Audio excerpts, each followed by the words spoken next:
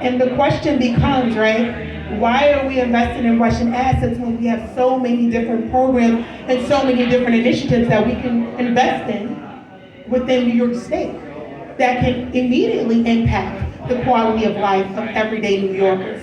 I have what most people would call a radical plan to immediately purchase 20,000 homes at $50,000 each, and Musk lives in one of them. Immediately ending homelessness for 20,000 New Yorkers at a cost of $1 billion. And over the course of 4 years, that would save the state $11 billion. So I'm really talking about looking at the numbers in a way that sort of makes sense, looking at the data in a way that sort of makes sense to inform our decisions, so we're intentional with our spending and we are helping the people that need the help immediately, right? And then it's sort of in a tier system, right? We look at folks that need help immediately, which is, again, our most vulnerable New Yorkers, right? Anyone that's living on the streets right now, we can immediately solve that. We have a $10 billion surplus. So we could technically purchase homes that would only take 2 weeks to deliver.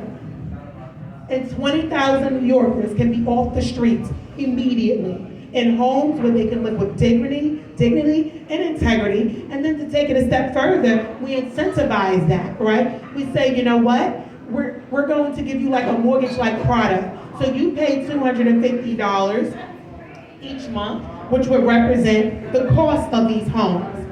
But now you're at the end of that 30-year mortgage, you receive all of those funds, and now this individual has a home that they own.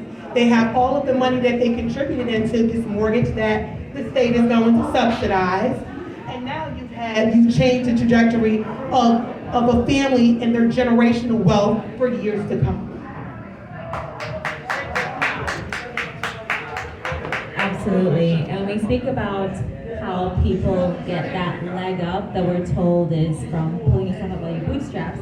It's really about institutional power and people who've been able to create generational wealth for their own families because they had access to said institutional power. So I'm super on board with your plan. And it's not that radical because it should be comprehensive. But we know that we do have a problem with branding of such quote unquote what seems like radical policies. So Virgilia, as a branding expert, how would you navigate normalizing what sounds like a radical plan to people who need to understand that it's actually not that radical, it's very doable, especially in light of the fact that we have a wealth of resources, but it's not getting distributed evenly across people who need it. So how would you navigate that? What advice would you give to this campaign? So first of all, this is working. Can you guys hear me? I would say the biggest challenge that we are encountering right now is the lack of educating the masses, right? And that's the reason not the right candidates most of the times win, because there's a lack of education, because the masses do not understand precisely what the core values are, the initiatives, they don't understand what their opportunities are, they don't know their rights.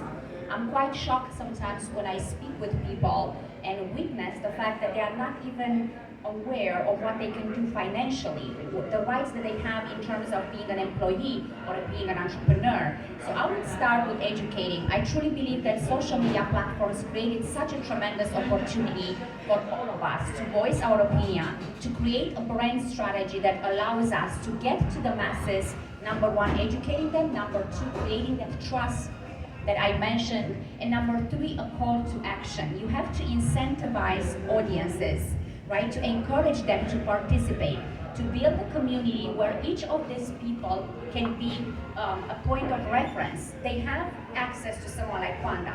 As of now, we don't have access to the right people. We don't know how to get that access, right? So I would restructure completely the approach of the political field. I would restructure how the content strategy is being related to masses.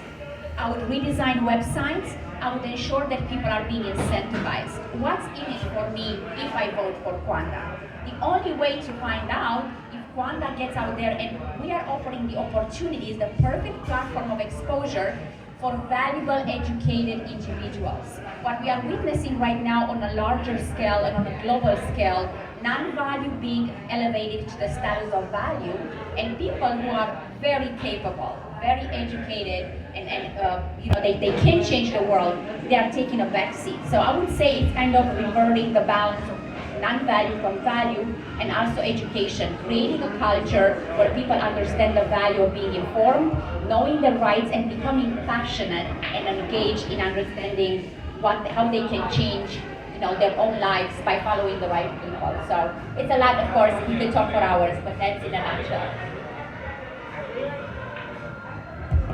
I really like how you focused on mass education, because a lot of times people don't even know that there's a primary and that Thomas DiNapoli has a competitor, and that in that primary they can choose between him or Kwanda. And so then let's say he wins and goes forward, and that disqualifies all of this effort to go into education. So definitely agree with you on that. Okay, so Mark, let's talk about education. When it comes to wellness and health and fitness, there's definitely a huge education gap.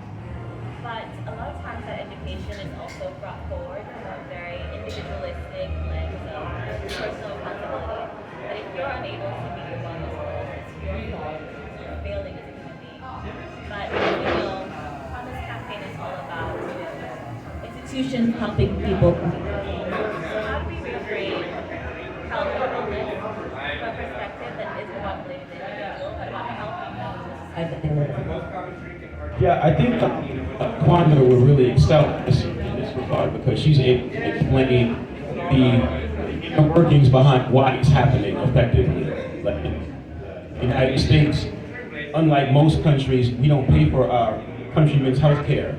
So there's no health education for people in the United States because it's a profit thing. The Medical and Food and Drug Administration profit off of it. And once you're able to communicate that to people, they're like, wow, I'm getting a double dip on both ends. I'm having to buy all this fast food. I have food deserts. There's no healthy food within 2 miles of where I'm at, and they're using me on the other end to purchase prescription drugs. So when you explain it to people like that and they understand the totality, like, wow, I'm really being looked at as somebody to get squeezed on both ends, paying money, and it's in the corporation's best interest for you to be sick, then it starts to resonate. And I think that's where Kwanda's going to excel, because she's actually in the gym. So that always helps to have someone who's health conscious in a position of power. That automatically helps environmental wellness. Absolutely, and I think, having somebody who is well aware of what it's like to be in multiple different parts of society makes them more empathetic to their constituents, which is the entire state of New York. Okay, so Kwanda, you're running on a progressive ticket, and that's your branding. You're progressive, and that's who you want to appeal to and hopefully galvanize them. That said, you also have a background in finance and in the corporate world. How would you appease the concerns of constituents who might wonder, how can you be progressive if you have these ties? How would you answer that? I think that we've talked about this. When I talk about progressive, I mean, the word progressive to the truest sense, right? My ideas and my vision for what this office can be is very progressive.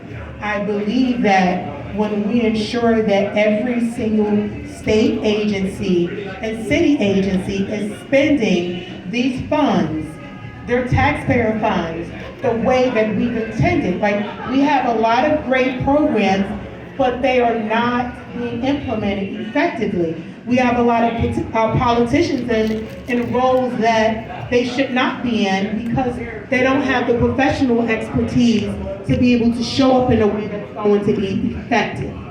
And when we talk about the role of the Office of Controller, it should be someone with a finance and auditing background, not someone that's just a legal profession. That's great for a judge, but when we're talking about in this space that we're in, where we need radical change, when we talk about the incredible cost of poverty, the incredible cost of every generation leaving so many behind, it has become irresponsible. So what I want the business community to know is that I am a friend to the business community. My background allows me to sort of look in and ensure that we and